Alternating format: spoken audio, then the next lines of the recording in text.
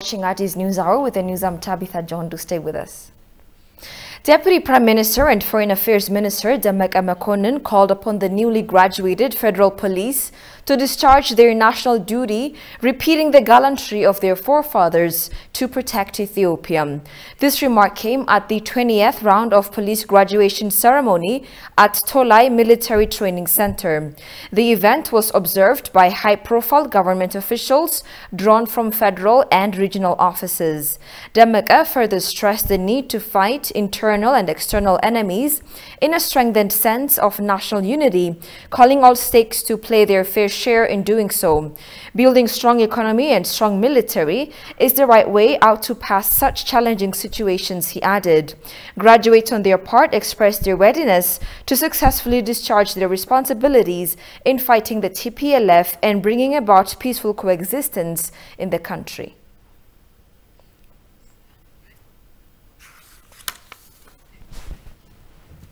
Deputy Prime Minister and Foreign Minister Demeke Mekonnen on Friday held talks with the UNHCR Assistant High Commissioner for Refugees, Rolf Mazu, at his office. Demeke briefed Mazu on the current status of refugees in Ethiopia, including the rise of internally displaced people due to the conflict in the north part of the country. Due to the atrocities the TPLF caused on Eritrean refugees who have been sheltered in Tigray, the refugees are now getting newly built camps in Amhara region, Demeke told Rolf. The Foreign Ministry on its Facebook page stated that Mazu, for his part, pledged to further collaborate with the Ethiopian government to properly address the matter and share responsibilities in supporting refugees sheltered in Ethiopia.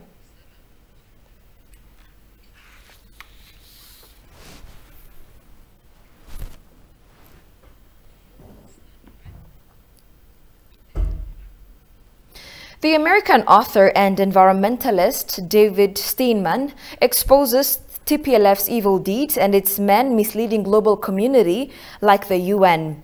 According to the author, TPLF is using Tigrayan diasporas and high-profile UN officials to misinform the international community about the conflict in the state of Tigray. Habtamu Ashagri has the detail. David Steinman is an American writer and environmentalist. Recently, he has published a book titled Money, Blood and Conscience about TPLF and its wrongdoings. The country he has picked for his dubbed novel is Ethiopia, Africa's second most populous nation, where Steinman served as the foreign advisor to its democracy movement in 2004-05. The period he has chosen for the novel is perhaps the most interesting and happening time in the country's post-war history. David Steinman exposes the evil deeds of TPLF and its intention to implementing agendas of some foreign countries in Ethiopia. The novel, Money, Blood and Conscience, uses the story of an American television producer's love affair with the TPLF officials during the Meles Zenawi dictatorship to educate Westerners about Ethiopia's struggle for human rights. Combining investigative journalism and fiction, the book describes a repressive, corrupt TPLF government at a war with its own people. The fictionalized account of the actual events which took place in the end of the last and beginning of this century in Ethiopia. The novel, based on a true story, portrays that while the West poured money into charities to fight starvation and poverty, the corrupt government diverted most of it for their own use.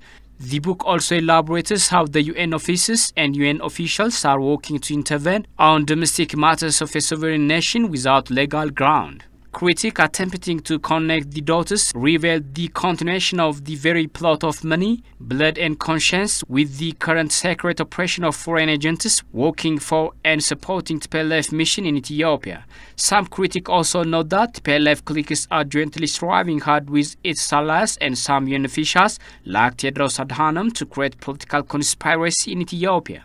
As part of this move, the book mentioned how the UN officials have fired Maureen Acheng, who is IOM Chief of Mission to Ethiopia and representative to the African Union, United Nations Economic Commission for Africa, and the UN Population Fund's country representative in Ethiopia, Denia Gail, for exposing the secret agenda of some UN officials in Ethiopia, particularly that of extending the conflict in the North Ethiopia, doing spy works, and passing finance and military and medical equipment to TPLF terrorist groups. Steinman's novel provides a wonderful clue on how the TPLF manipulate and influence global communities' understanding about the realities in Ethiopia through people like World Health Organization Director General Tedros Adhanom and others in many regional and global institutions who are actively working for TPLF mission of destabilizing Ethiopia and misinforming the international institutions and the international community, critics say.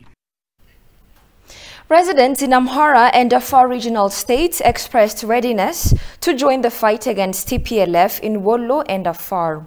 They expressed anger over the atrocities the terrorist group has been inflicting upon Afar and Amhara residents. Take a look. በተለይ በወሎ አካባቢ የሚያደርገውን The TPLF clique is committing heinous crime in Wollo, so it is high time for the Amhara people to stand together and fight it without age and gender difference. Whom are we waiting for? We should not waste any time. Amhara መነሳት አለበት የመንግስትን ጥሪ ተቀብለን ለሚል ዝግጁ ነው ወጣቶችም እንደ ወጣቶች አሁንኛ We willingly welcome the call for joining the fight against TPLF. We are finalizing our preparations to organize the youth group who previously took trainings and marched to the battlefield. Everybody is concerned and has to fight.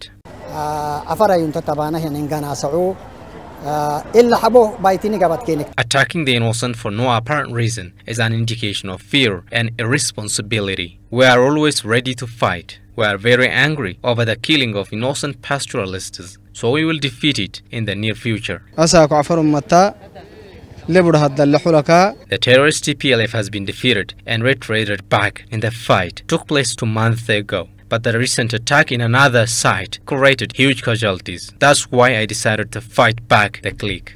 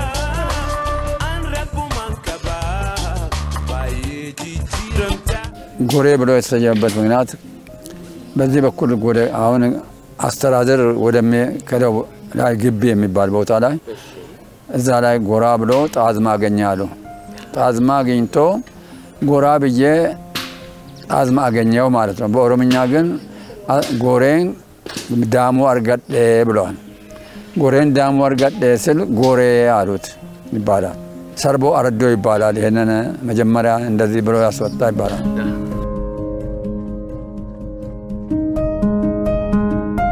ኢትዮጵያ ላይ ከተማ የሚለው ቃል ራሱ ሲጀመር ከተመሰረቱ 6 ከተሞች ውስጥ አንዷ የጎሬ ከተማ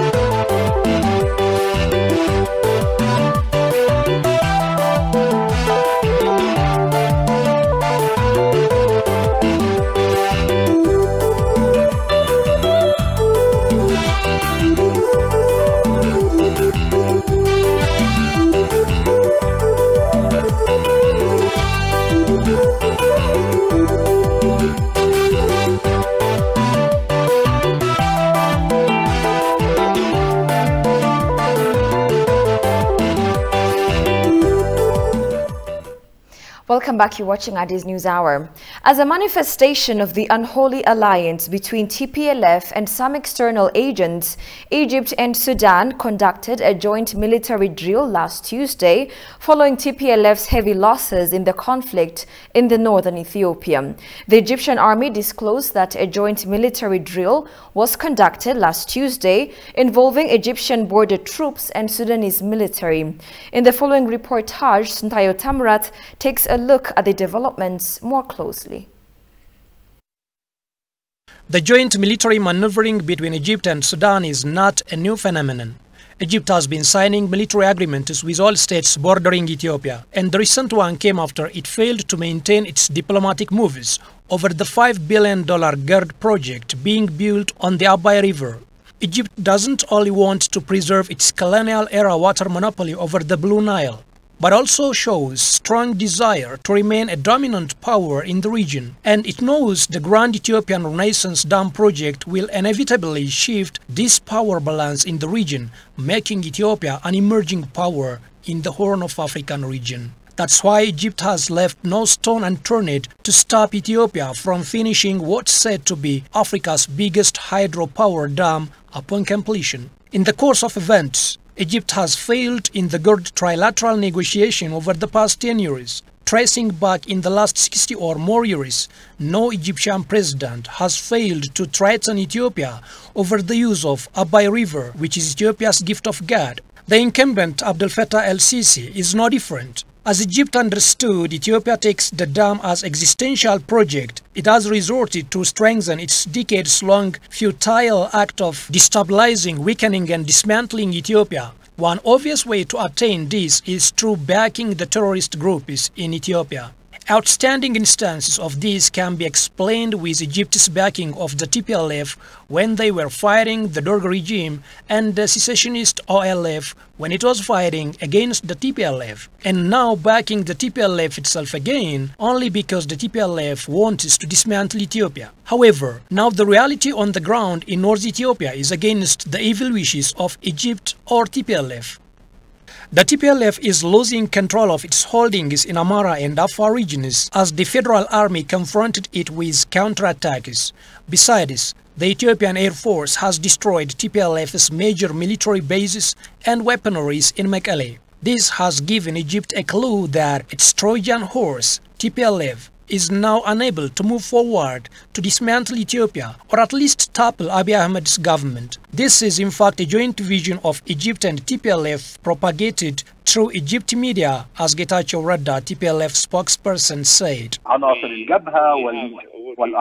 relationship with the OLA, but we are ready to work with anyone. Another proof of the joint vision is that while the Sudanese army is still deep inside Ethiopian territory and TPLF continues to ravage Afar and Amhara, Egypt says nothing. Despite this joint vision against Ethiopia's will to prosper together using a transboundary river, Egypt's strategy should shift from manipulating agents like the TPLF to transforming its old tactic of threatening Ethiopia. Then, the recent military drill with Sudan armed forces is a manifestation of that. Perhaps a major takeaway is that Egypt's appetite to make joint military drills or signing military cooperation with Ethiopia's neighbors comes as Ethiopia's GERD is close to see a major breakthrough. For example, in May, April and June 2021, just before Ethiopia was about to announce its second filling of the GERD's reservoir, Egypt pulled Sudan into a military drill, and now the GERD is expected to start initial power generation with its 2 units in few months' time. This motivated Egypt to drag Sudan to another military drill, but the recent joint drill might be a little different because now there can be powers that have stood with TPLF and against the 115 million Ethiopian population. It's a very dangerous situation because Egypt is not going to be able to live that way, and they'll end up blowing up the dam, and I said it and I say it loud and clear, they'll blow up that dam. And they have to do something because they could have stopped it. They should have stopped it long before it was started. I said, how do you let it get built and then you say they have a dam?